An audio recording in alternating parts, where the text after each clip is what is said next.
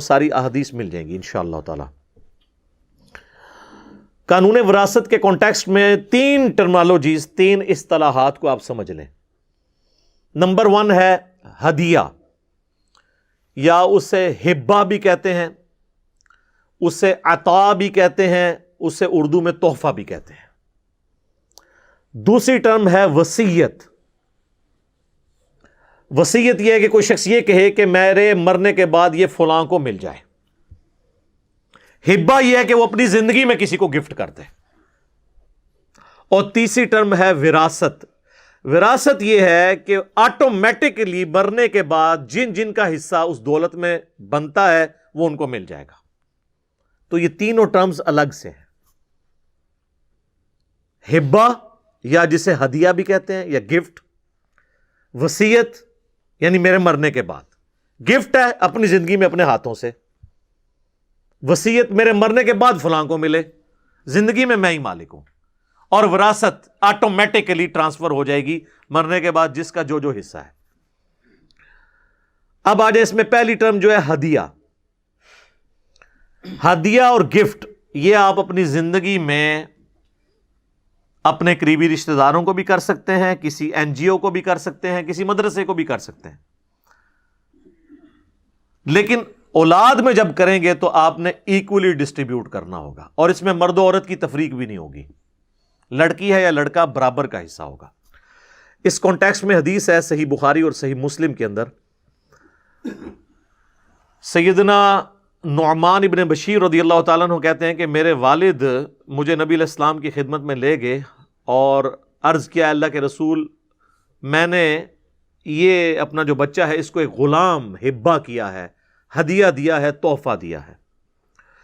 تو آپ صلی اللہ علیہ وآلہ وسلم نے پہلا سوال یہی کیا کہ کیا تم نے اپنی باقی اولاد کو بھی ایک ایک غلام گفٹ کیا ہے؟ تو انہوں نے کہا نہیں۔ تو آپ نے فرمایا کیا تم یہ خواہش رکھتے ہو کہ تمہاری باقی اولاد بھی تمہارے ساتھ حسن سلوک کرے جس طرح یہ کرتا ہے؟ ان کا یا رسول اللہ جی، اپنے آگ لینے کے لیے تو ہر کوئی بندہ ہی تیار ہوتا ہے۔ تو آپ نے فرمایا کہ پھر تم باقی اولاد کو بھی ایک ایک غلام گفٹ کرو، یا پھر اس سے بھی واپس لے لو۔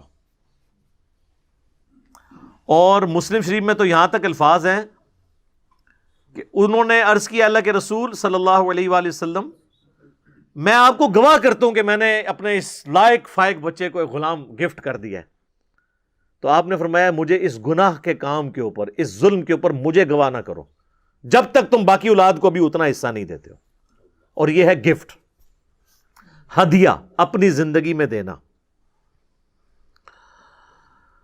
اس حوالے سے ایک اور حدیث ہے صحیح بخاری کے اندر کہ اللہ کے محبوب صلی اللہ علیہ وآلہ وسلم نے فرمایا کسی کو گفٹ دے کر واپس لینے والا ایسا ہی ہے جیسا کہ کوئی کتا قے کر کے اس کو چاٹ لے، اور ہمارے لیے ایسی بری مثال نہیں ہو سکتی۔ یعنی نبی علیہ السلام نے فرمایا کہ گفٹ کسی کو دے کے واپس نہیں آپ لیں گے، یہ حرام ہے۔ اس کو سپورٹیو حدیث وہ ترمذی اور ابو داؤد کی بھی ہے جو مشکات کے اندر بھی موجود ہے، اور یہ ساری حدیثیں آپ کو مشکات میں اس چیپٹر میں مل جائیں گی انشاءاللہ، کہ نبی علیہ السلام نے فرمایا کہ کسی کے لیے یہ حلال نہیں کہ وہ کسی کو گفٹ دے کے واپس لے لے، سوائے باپ کے کہ وہ اپنی اولاد کو کوئی گفٹ دے تو وہ واپس لے سکتا ہے، کیونکہ وہ الگ سے حدیث ہے سنن ابن ماجہ کے اندر کہ تو اور تیرا مال تیرے باپ کا ہے۔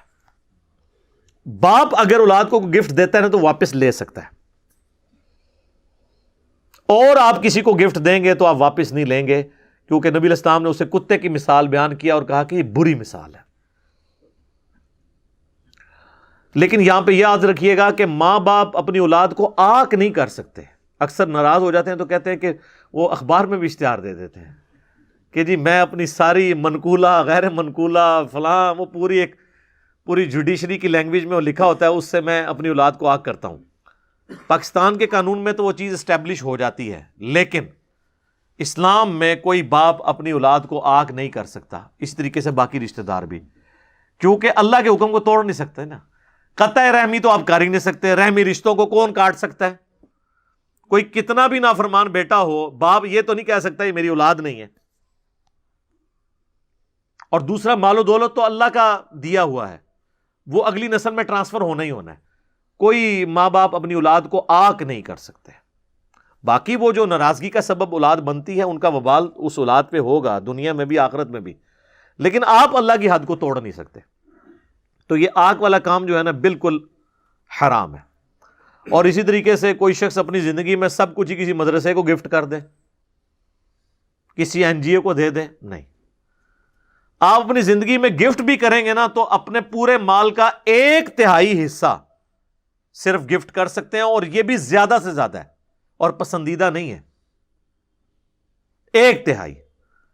اگرچہ اس پہ ڈائریکٹ حدیث کوئی نہیں ہے, لیکن ایک اور حدیث ہے جو وصیت سے متعلق ہے, اس میں 1/3 کا ذکر ہے. اس کو دیکھتے ہوئے اکثر جو اہل سنت کے علماء ہیں ان کا یہی موقف ہے کہ آپ اپنا 1/3 سے زیادہ مال کسی کو گفٹ نہیں کر سکتے, اور نہ اپنی زندگی میں اپنے ہاتھوں سے وراثت تقسیم کر سکتے ہیں. یہ بھی بعض لوگ کہتے ہیں نہیں پچھو لڑن گے میں آپ ہی ونڈ جاواں. نہیں, وراثت شروع ہی ہوتی ہے مرنے کے بعد. زندگی میں آپ کیسے بانٹ سکتے ہیں؟ آپ بانٹ کے سائڈ میں ہوئے, ایک بیٹا مر گیا, ہاں تو وہ اس بیٹے کو جو آپ نے دیا ہوا ہے وہ تو اس کا حق ہی نہیں تھا. اب الٹا اس کی دولت آپ کو ملے گی, تو آپ نے خود ہی اپنی دولت اس کو دے دی. نہیں, مرنے کے بعد وراثت شروع ہوگی, زندگی میں ہبہ ہوگا.